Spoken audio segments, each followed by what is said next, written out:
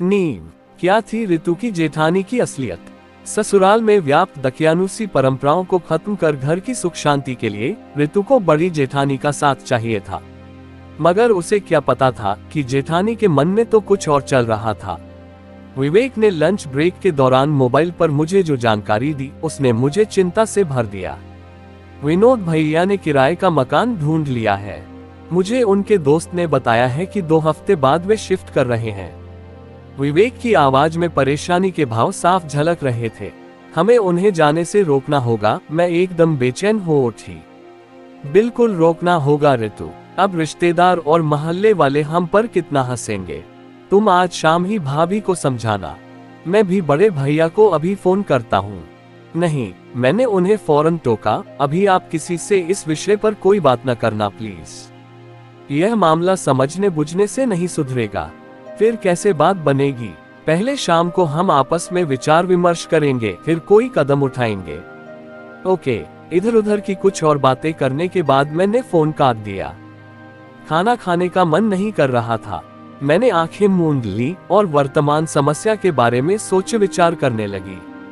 संयुक्त परिवार की बहू बनकर ससुराल आए मुझे अभी साल भर भी नहीं हुआ है। अब मेरे जेठ जेठानी अलग होने की सोच रहे हैं। इस कारण मैं परेशान तो हूँ, पर मेरी परेशानी का कारण जानसाही का डर नहीं है। संयुक्त परिवार से जुड़े रहने के फायदों को, उसकी सुरक्षा को मैं व्यक्तिगत अनुभव के आधार पर जानती हूँ।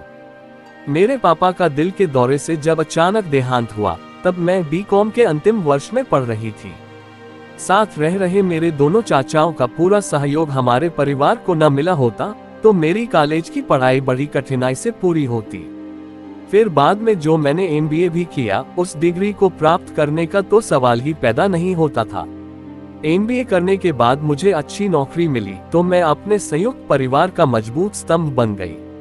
अपने छोटे भाई को इंजीनियर व बड़े चाचा के बेटे को डॉक्टर बनाने में मेरी पगार का पूरा योगदान रहा। अपनी शादी का लगभग पूरा खर्चा मैंने ही उठाया। मेरे मायके में संयुक्त परिवार की नींव आज भी मजबूत है। अपनी ससुराल में भी मैं संयुक्त परिवार की जड़ों को उखड़ने नहीं देना चाहती हूँ। काफी सोच विचार के बाद मैं अपने बॉस अमन साहब से मिलने उठ खड़ी हुई।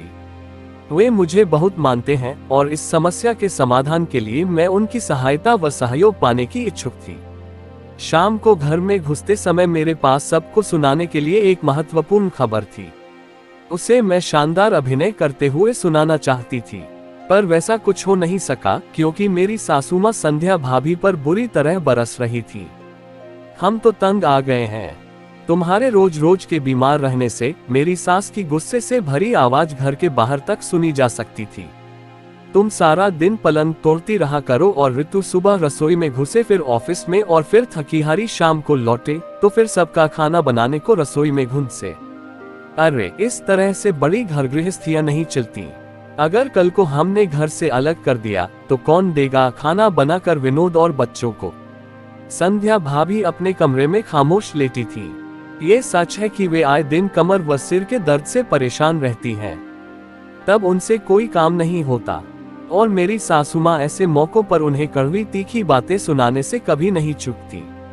मैं घर में मौजूद हूँ तो सासू मां भाभी की जरा ज्यादा बुराइयां गिनाने के साथ साथ मेरी प्रशंसा के पुल भी बखूबी बांधती जाती।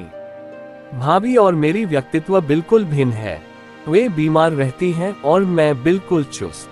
घर की साफ सफाई, वॉशिंग मशीन में कपड़े डालने व रसोई के सारे काम अकेले निपटाने का अभ्यास मुझे अपने माता पिता के घर से ही है। ये सारे काम मैं वहाँ नौकरी करने के साथ साथ ही करती थी। इन कामों से न तो मैं थकती हूँ न चिढ़ती हूँ। संध्या भाभी के दर्दों ने उन्हें अपाहिज सा बना दिया है। फूला शरीर भी उनकी कार्यक्षमता को कम कर रहा है। सासू माँ और उनके बीच झगड़ा शायद हमेशा से चलता रहा होगा, पर मेरे आने के बाद स्थिति बदतर हो गई। मैं समझ सकती हूँ कि देवरानी के सामने आए दिन बेइज्जत होना उन्हें बिल्कुल अच्छा नहीं लगता होगा। वे उलटकर जवाब देने की आदी नहीं है, पर कभी भी गुस्से का शिकार हो अपना संतुलन खो देती हैं। कोविड-19 के दिनों की बात तो दूसरी थी, पर अब तक लगा मामला सुधर जाएगा, पर सासुमा तो और मुखर हो गई। जेठानी के पलटकर जवाब देते ही मेरी सास घंटों तक झगड़े को बनाए रखती है। घर का माहौल तब बहुत खराब हो जाता है। इसी कारण संध्या भाभी चुप रहती हैं। मैंने कई बार उन्हें अपने कमरे में मौन आंसू बहाते देखा है। उस दिन कपड़े बदलकर जब मैं उनका हालचाल पूछने उनके कमरे में पहुंची, तो उनकी आंखों में आंसुओं के बजाय गुस्से व विद्रोह के भावों को देखकर मुझे ज्यादा हैरानी नहीं हुई। किराए के मकान में जाकर रहने का निर्णय उनके इन विद्रोही भावों को पैदा कर रहा था। उनके इस फैसले की विवेक और मेरे अलावा किसी को खबर नहीं थी। उनके दोनों बच्चे एक तरफ रखी स्टडी टेबल पर पढ़ रहे थे। शायद किसी टीचर से ऑनलाइन ट्यूशन चल रही थी। मैंने भाभी से सिर्फ उनका हालचाल पूछा और फिर रोहित और आंचल से हाय की। दोनों पढ़ाई में बहुत होशियार हैं। दोनों की लिखावट के अक्षर मोतियों से नजर आते हैं। दोनों के कक्षा में प्रथम आने का पूरा श्रेय संध्या भाभी को जाता है। वे प्यार व सहनशीलता के साथ उन्हें नियमित रूप से पढ़ाने में पूरी दिलचस्पी लेती हैं। भाभी, आप मम्मी की बातों का बुरा न माना करो। रसोई का काम मैं संभाल लूंगी। मेरा यह आश्वासन उनका मूड ठीक करने में असमर्थ रहा और मैं दोनों बच्चों को प्यार करने के बाद उनके कमरे से बाहर आ गई। विवेक तब तक ऑफिस से लौट आए थे। मैंने कुछ देर तक उन्हें संक्षेप में अपनी बात समझाई और फिर रात के भोजन की तैयारी करने रसोई में जा घुसी।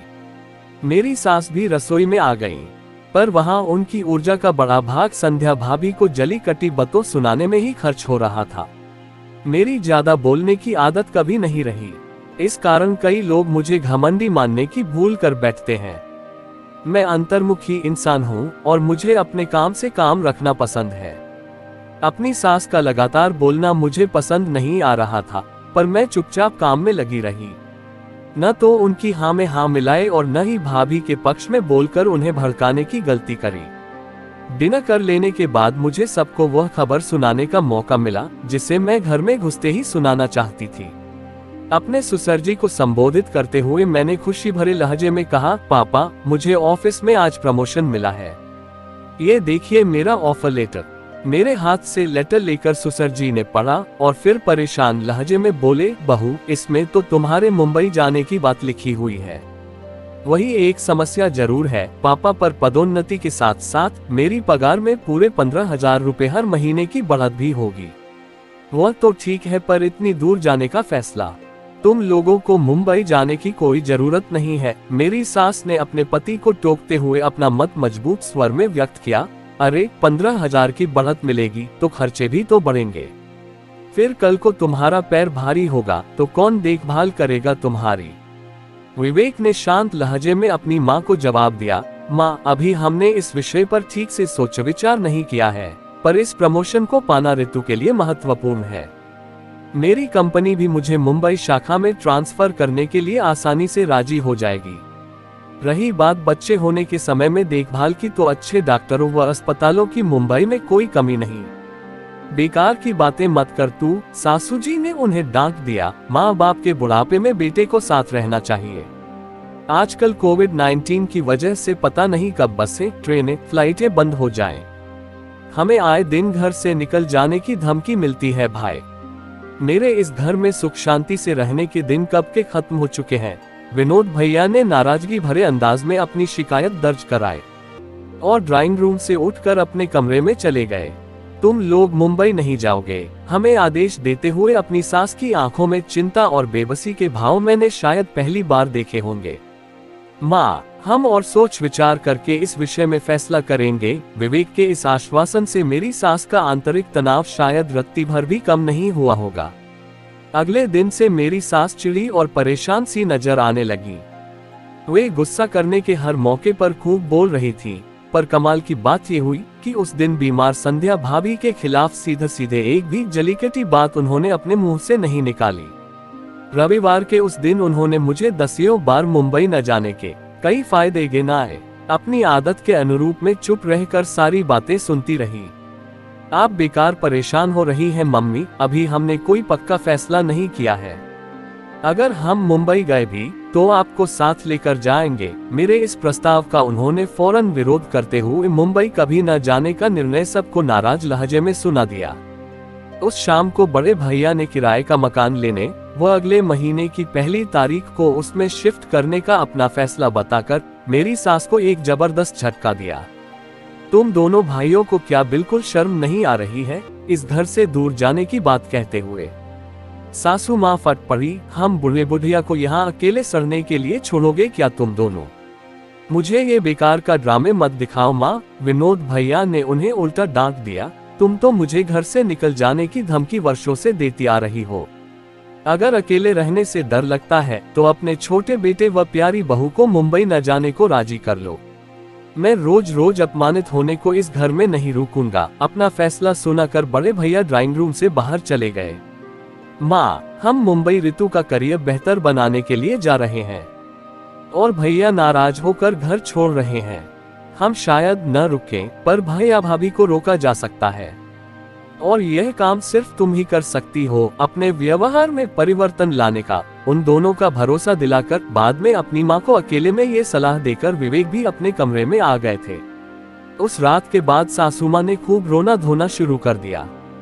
संध्या भाभी के साथ उन्होंने सारी तकरार बंद कर दी थी, पर उनके दोनों बेटों को बड़ी कड़वी तीखी बातें सुनने को मिली। ससुर जी से उनकी खूब झड़प होती। बड़े बेटे बहू के घर छोड़कर जाने के लिए ससुर जी उन्हें खुलकर जिम्मेदार ठहरा रहे थे। वे अपनी गलती ना मानकर बेटों को खुद गर्ज बताती और दोनों के बीच कुछ घंटों के अंतराल पर नया झगड़ा शुरू हो जाता। अगला सप्ताह ऐसे ही लड़ाई झगड़े में गुजरा, पर न बड़े भैया ने किराए के मकान में जाने का फैसला बदला और न ही विवेक ने मुंबई जाने का विकल्प छोड़ा। रोने धोने और चीखने चिल्लाने के अपने हथियारों को बेकार जाता देख सासू माँ निराश हो गईं और उन्हें खामोश उदासी ने अपनी गिरफ्त में ले लिया। इस रविवार की दोपहर में मैं अकेली संध्या भाभी से मिलने उनके कमरे में पहुंची। बाकी के लोग उस समय ड्राइंग रूम में टीवी पर फिल्म देख रहे थे। मेरे हाव भावों को सही ढंग से पढ़ते हुए संध्या भाभी ने मेरे कुछ कहने से पहले ही अपना फैसला दोहराया। न, मुझे कुछ समझने की जरूरत नहीं है, मैं किराए के मकान में पक्का जाऊंगी। मैंने भावुक लहजे में जवाब दिया। भाभी, अपने अनुभव के आधार पर मैं एक बात जानती हूँ, बुरा वक्त आते जरा देर नहीं लगती। वही परिवार ऐसे सदमों व हादसों का सामना कर लेता है जिसके सदस्यों में एका हो, दिलों में प्यार हो। माँ जी को हमारी नहीं तुम्हारी जरूरत है, लेकिन मुझे तुम्हारी जरूरत है। मैंने एक एक शब्द पर पूरा जोर दिया। तुम अच्छा कमाती हो, घर के कामों में एक्सपर्ट हो, तुम्हें किसी की क्या जरूरत होगी? सारा घर तो तुम्हारे आगे पीछे घूमता है। उनकी आवाज में शिकायत भरी कड़वाहट उभरी। भाभी, आप मुझे प्यार करती है ना? मैंने पास बैठकर उनका हाथ अपने हाथों में ले लिया। हाँ, लेकिन मैं इस घर में सुखी नहीं रह सकती हूँ, और अगर आप घर छोड़कर चली गईं, तो मैं खुद को बड़ा दुखी और असुरक्षित महसूस करूंगी। तुम तो मुंबई जा रही हो, फिर तुम्हें मेरे यहाँ रहने या न रहने से क्या फर्क पड़ता है? उन्होंने माथे में बल डालकर प्रश्न किया। आप अगर आदेश देंगी तो मैं मुंबई नहीं जाऊंगी। मैं शरारती ढंग से मुस्कुराए। क्या मतलब? वे चौंक पड़ी। भाभी, मैं अपने मन की बात आज खुलकर आपसे कहूँ। हाँ, उनकी आंखों में उत्सुकता के भाव पैदा हुए। भाभी, इस घर की नई पीढ़ी के उज्जवल भविष्य के लिए हम दोनों को बड़े प्रेम व समझदारी भरा आचरण करना होगा, और लोग हम दोनों के बीच तुलना करते रहेंगे, पर हम दोनों को मन में खटास पैदा करने वाली उन बातों पर बिल्कुल ध्यान नहीं देना है। देखिए, मेरी पगार इस घर की आर्थिक नींव मजबूत करती है, पर मेरे पास समय का अभाव है। जैसे आपने रोहित और आंचल को अपने पढ़ाई में होशियार बनाया है, कल को वैसे ही मेरे बच्चों का होशियार बनाना आपकी जिम्मेदारी होगी।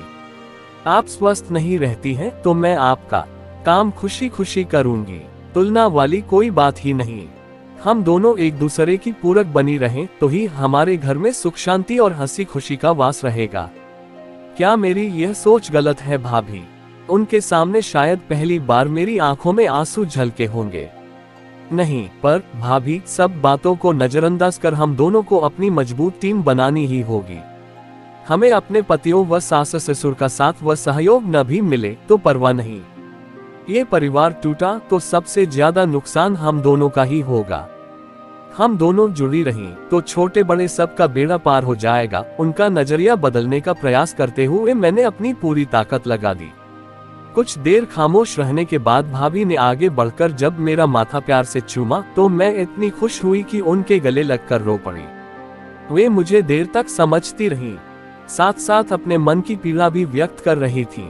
उस समय मेरे मन ने उनके सानिध्य में इतनी राहत व शांति महसूस करी कि मैंने मन ही मन उन्हें भाभी के साथ साथ माँ का दर्जा भी दे दिया। आजकल हमारे घर में कुछ भी नहीं बदलते हुए भी सब कुछ बदल गया है। हमारी सास शोर करती रहती हैं पहले की तरह, लेकिन अब भाभी की आंखों में शिकायत या नाराजगी के भाव नहीं होते।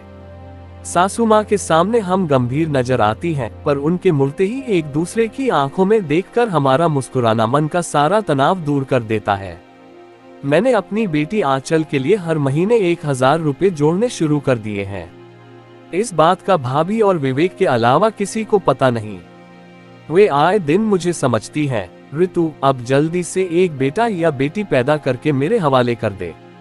बेटा होगा तो उसे इंजीनियर और बेटी होगी तो उसे डॉक्टर बनाने की मेहनत शुरू करने को मैं बेताब हुई जा रही हूँ। उनकी बेताबी देखकर कभी मैं हंसती हूँ तो कभी शर्मा जाती हूँ। अब मन बड़ा हल्का व प्रसन्न महसूस करता है। अपने इस संयुक्त परिवार की सुरक्षा, सुख शांति व खुशियों की मजबूत नींव के प्रति मैं पूरी तरह से आश्वस्त हूँ। आपको इस कहानी में सबसे अच्छा क्या लगा हमें नीचे कमेंट करके जरूर बताएं। अगर चैनल पर नए हैं तो सब्सक्राइब करना ना भूलें और शेयर करें अपने बाकी सभी मित्रों के साथ। मिलते हैं हम लोग ऐसे ही एक नई कहानी, एक नई सोच के साथ। धन्यवाद।